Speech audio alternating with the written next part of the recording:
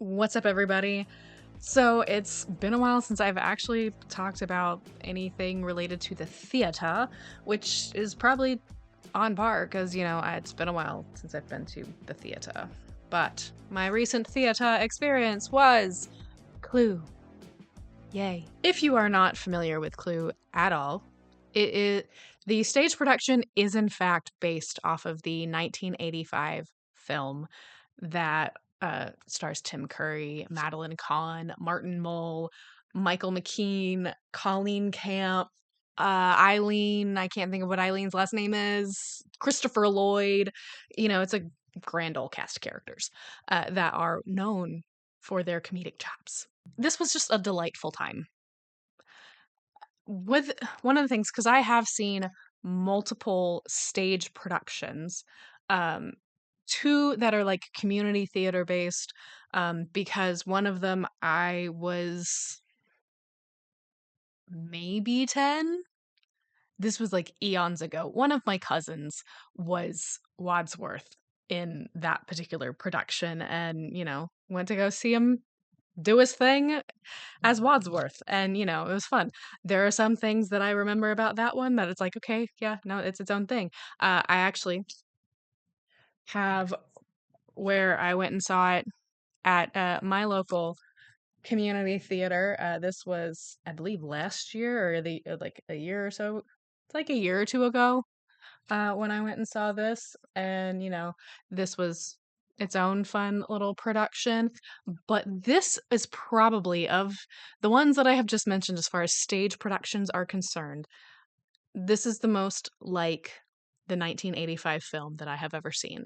It has a lot of those key moments. I think there were a couple that they left out. One of them being the kingdom of heaven is at hand. As I have, already spoiled one specific line for you. If you have never seen the 1985 film, or have not seen this beautiful production, know that there will be spoilers, and I'm not holding back anything. Here we go. I think the scoring that I gave it as far as like the film is about a 90%, which is not bad considering what you get. Because there were some things where like they reshuffled some of the lines, where there were some lines that in the film it was with one character, but they flipped it to the other character that was part of that little banter, which honestly is neither here nor there. It doesn't really do much outside of I think one of the lines like is like, "Do you prefer Kipling?" And it's like, "Oh, sure, I'll eat anything." Like that's one of those moments that kind of identifies who's on the more dumb side, if you will. And there's a level that's like spread across in the film that it felt like they were trying to centralize it into specific characters, which I don't know that it makes or breaks either way. They definitely tried to shove all of the idiocracy into Colonel Mustard, which was interesting. Other lines that, as I was discussing it with one of my brothers who was asking me, well, was there this? Was there that? There were no long stories short, too late. I don't know, because one of the things I do remember noticing, because I was trying to question, like I was having to like think through when I was watching the production because it had been a while since I'd seen the movie. Because even though it's one of my favorites, it's not one that I sit there and like watch every single moment I get. I rewatched it after seeing the play to refresh my brain of some of the things. They specifically identified, instead of just letting Mr. Green work for the State Department, they had him be a part of a specific political party. I don't know that that really makes or breaks anything, so I think it's interesting that they made that choice. Meh, it's again, it's one of those like, does that make it better? Does that make it stronger? I don't know that it does. Um, there was in the film, you have a lot of physical comedy that kind of is shared amongst the staff, and I say the staff of amongst the cast. It's really amongst the cast. Because and a good chunk of it does sit with Green, so yes, it makes sense that he had a lot of it. But really, all of your physical comedy in this stage production was Green and Wadsworth. There was very little anywhere else, which I think that just kind of kind of missed an opportunity a little bit, but I think those that were that performed at the night that I got to see it were absolutely fantastic. I mean, literally, Green's level of physical comedy was just it was on point. And we still got the because I think I would have been the most disappointed because they definitely at the end when you're doing the oh well it could have happened like this, which is always the fun, it's probably like the most fun part of the entire production because you're watching as this is all building up, but then you're getting into the okay, well, who did it? Well, if you know the game, then you know that it could be anybody. It just depends on which cards ended up in that center pile. So having the multiple endings is always super fun. I think I would have been disappointed if they did not have it where Green is actually uh he was a plant. He was planted to be in there to actually get them all because they knew everything that was going on about this particular operation and they were just trying to get it all sorted out.